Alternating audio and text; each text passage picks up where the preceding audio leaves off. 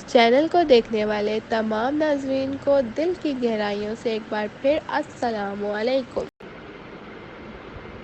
پاکستان کی عوام کے لیے ایک اور نیا دھچکا، پیٹرولیم مصنوعات کی قیمتوں میں بھی اضافہ۔ پیٹرول 200 روپے سے تجاوز کر گیا۔ وفاقی وزیر خزانہ مفتیٰ اسماعیل نے کہا ہے کہ حکومت نے پیٹرول اور ڈیزل کی قیمت میں مزید 30 روپے اضافے کا فیصلہ کیا ہے۔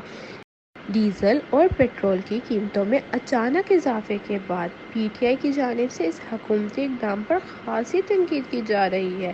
اس حوالے سے ٹویٹ کرتے ہوئے سابق وزیر اعظم عمران خان نے کہا ہے کہ میں چاہتا ہوں کہ سب کل نماز جمعہ کے بعد نکلیں اور اس امپورٹڈ سرکار کی جانب سے عوام کو کچلنے اور ملک میں معاشی تباہی پھیلانے کے لیے کی جانے والی عوامی دشمن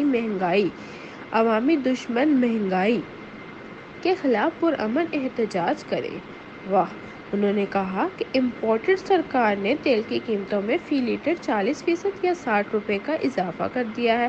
اس سے عوام پر 900 ارب کا اضافی بوجھ آئے گا اور بنیادی اشیاء کی قیمتیں بڑھیں گی۔ اس کے ساتھ بجلی کی قیمت میں 8 روپے کے اضافے سے پورے ملک کو دھچکا لگے گا۔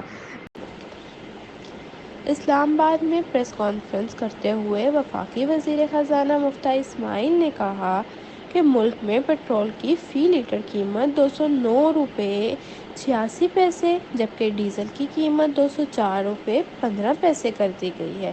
وزیر خزانہ کا کہنا تھا کہ لائٹ ڈیزل آئل کی قیمت بڑھا کر 178 روپے فی لیٹر کر دی گئی ہے جبکہ مٹی کے تیل کی قیمت بڑھا کر 181 روپے 94 پیسے کر دی گئی ہے۔ اچھا، تو اب بات کرتے ہیں مریم نواز کی۔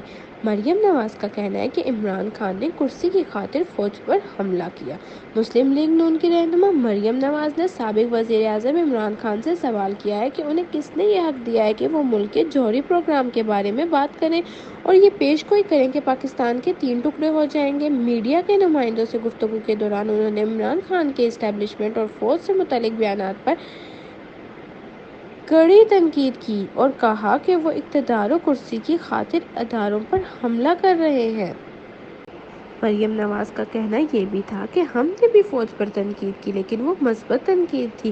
اگر لائن کراس ہو رہی تھی تو ان کی سمت درست تھی۔ ہم نے اقتدار کے لیے تنقید نہیں کی تھی۔